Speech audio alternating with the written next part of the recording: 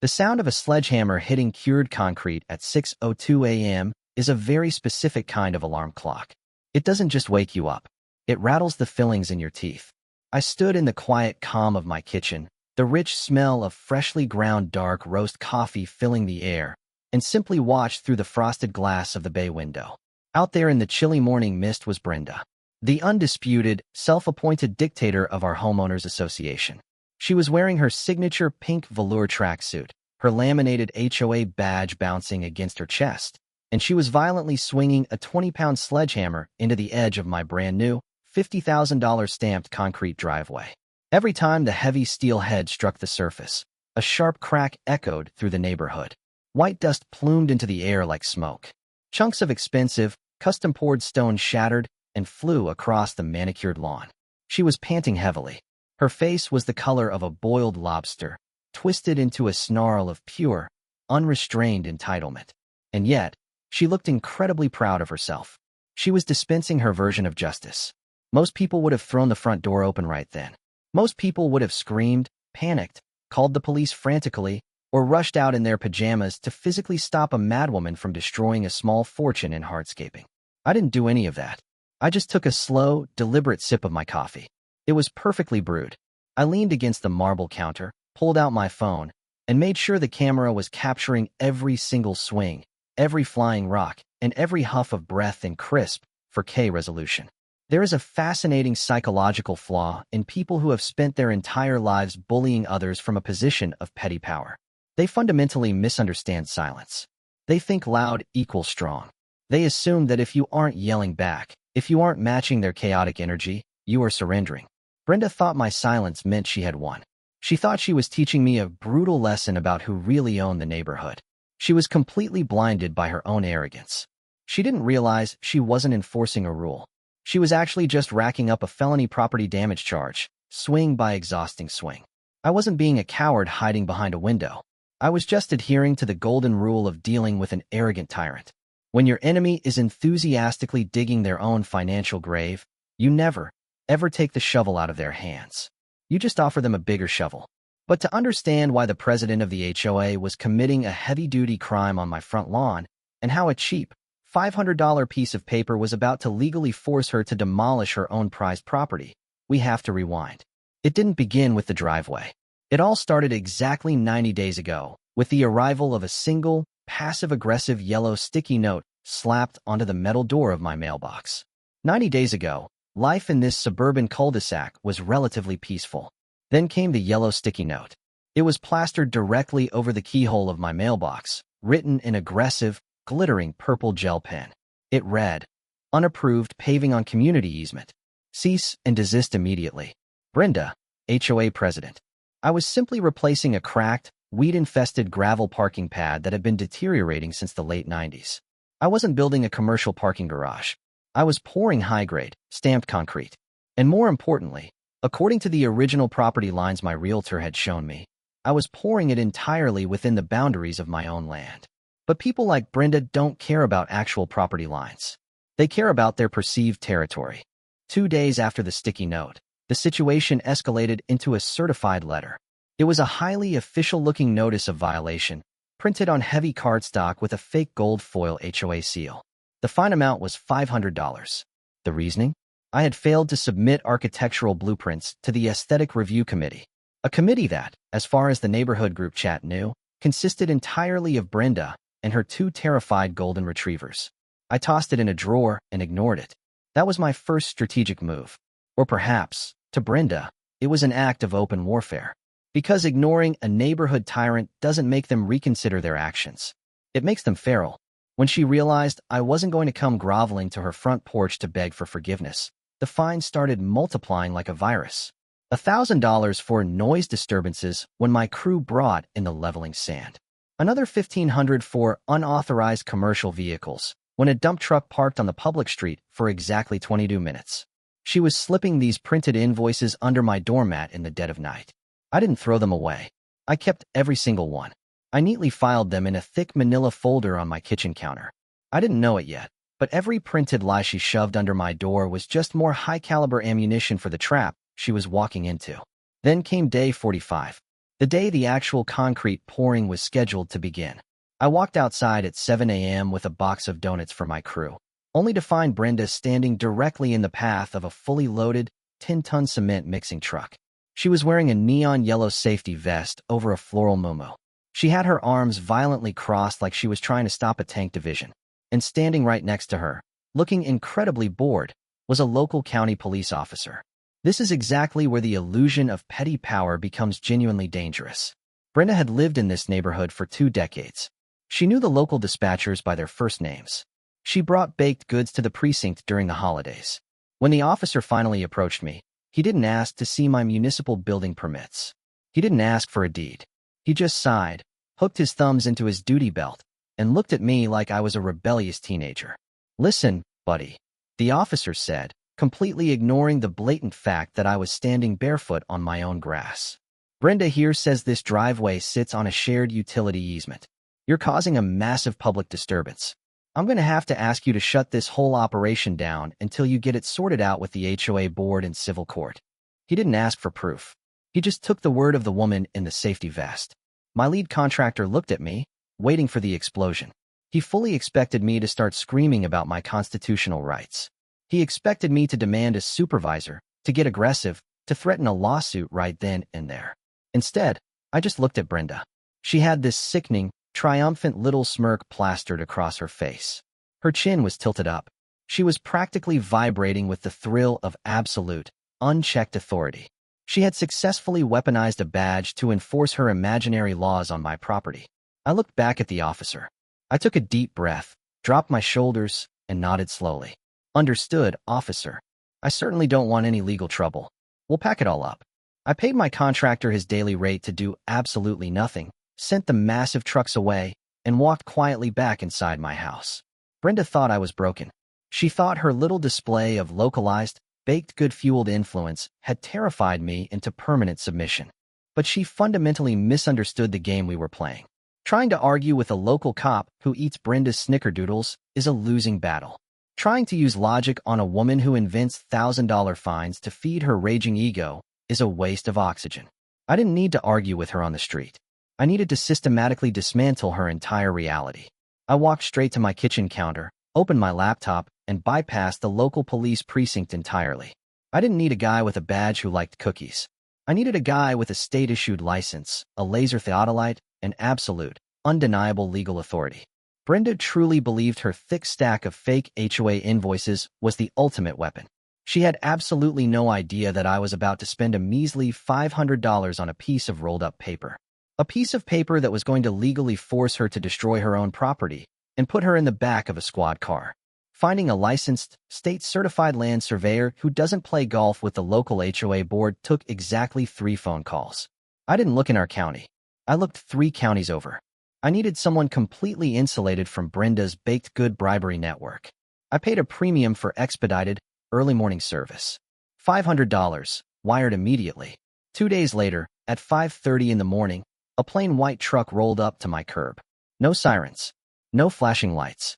Just a quiet, highly trained professional with a thermos of coffee and a trunk full of incredibly precise, unbribable equipment.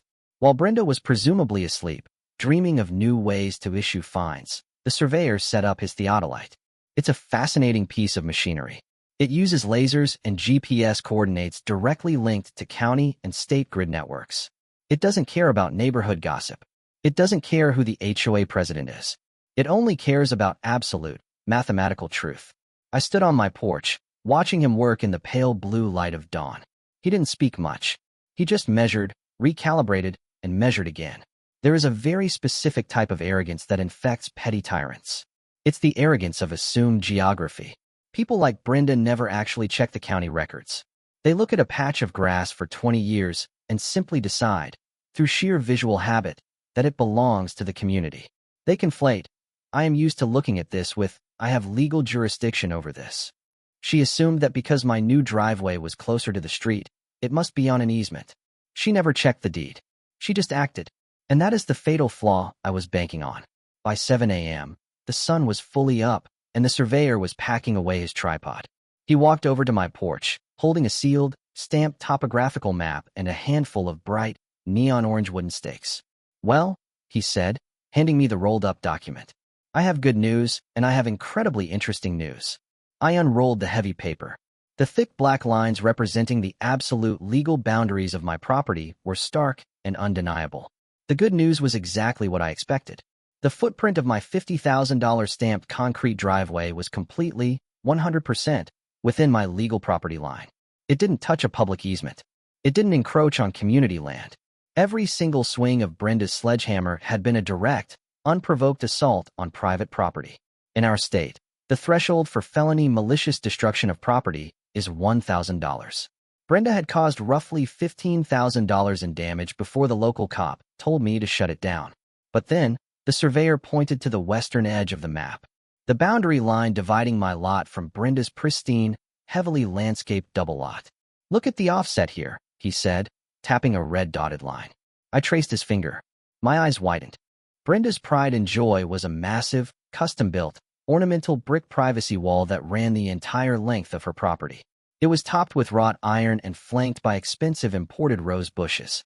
It was the backdrop for every single one of her self-important neighborhood committee photos. According to the state-certified laser measurements, that heavy, permanent brick wall wasn't on her property. It was situated exactly 18 inches over the property line. Onto my land. Brenda didn't just lack jurisdiction over my driveway. She had essentially built a $30,000 illegal structure on my property. I looked from the map to the surveyor. He was trying very hard to hide a smile. He handed me the bundle of neon orange stakes. I took the liberty of marking the true boundary line, he said, right down the middle of her rose garden. I thanked him, took the official paperwork, and went back inside. I didn't immediately call the police. That would be premature. To secure a watertight felony conviction, you need undeniable proof of intent and continuation. I needed Brenda to cross the line from a misunderstanding to a documented, malicious crime. I needed her to pick up the hammer one more time. So I waited. I set my cameras to record at the highest possible frame rate. I made another cup of dark roast coffee. I knew her routine. I knew that the moment my contractor's trucks were out of sight, she would feel the overwhelming, narcotic urge to finish what she started. She needed to assert dominance. She needed the neighborhood to see her physically destroying the rebellion. At exactly 8:15 a.m., the front door of Brenda's house swung open. She marched out, wearing the same pink velour tracksuit, holding the same 20-pound sledgehammer. She looked entirely too pleased with herself. A few neighbors were peeking through their blinds, watching the spectacle. Nobody dared to intervene. They were terrified of her. She walked right up to the cracked edge of my beautiful concrete, completely ignoring the neon orange stake the surveyor had pounded into the dirt near her roses. She planted her feet. She raised the heavy steel hammer high above her head, ready to deliver another devastating blow to my wallet. She didn't hear the tires crunching on the gravel at the end of the street. But I did. It wasn't the slow, casual roll of a local county cop coming for cookies. It was the sharp, aggressive brake check of a heavy-duty state trooper SUV. And the officers stepping out weren't carrying clipboards. They were carrying zip ties. The trap had violently, irrevocably sprung. The heavy doors of the state trooper SUV didn't just open. They swung wide with the heavy, metallic thud of absolute authority. Two troopers stepped out. They were tall, unsmiling, and completely immune to neighborhood politics. They wore mirrored sunglasses and heavy-duty belts. They didn't care about the Homeowners Association.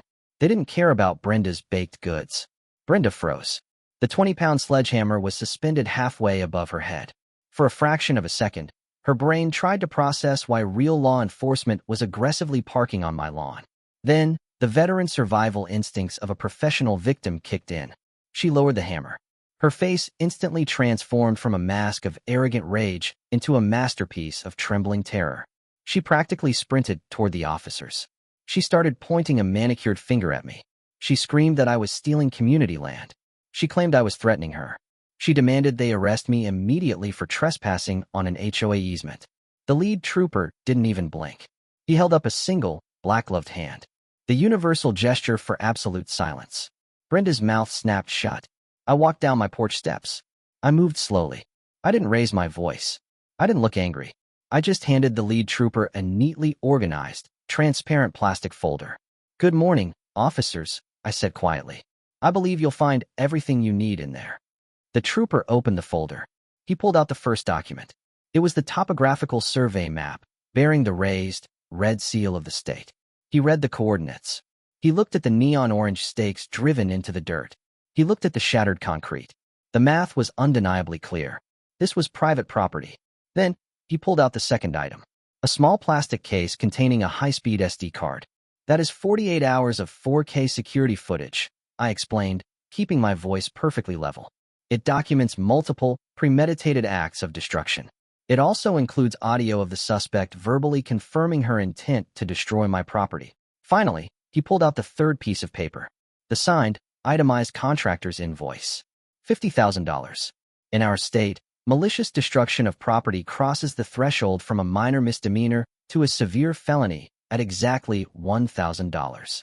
The trooper looked at the shattered concrete. Then he looked at the invoice. He did the math. Brenda hadn't just crossed the felony line. She had sprinted past it. She had caused over $15,000 in structural damage to a custom-poured foundation. The trooper closed the folder. He looked at his partner. He gave a single, almost imperceptible nod. They bypassed me entirely. They walked straight toward Brenda. She started backing up. Her confident swagger was gone. The color completely drained from her face, leaving her looking like a terrified ghost in a pink velour tracksuit. She tried to stammer out a defense. She mentioned her title as HOA president. She mentioned the local police chief by his first name. The trooper didn't care. He grabbed her wrist. He twisted it behind her back with practiced, mechanical efficiency.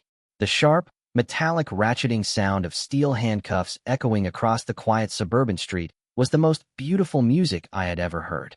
Neighbors were no longer hiding behind their blinds. They were standing on their front lawns.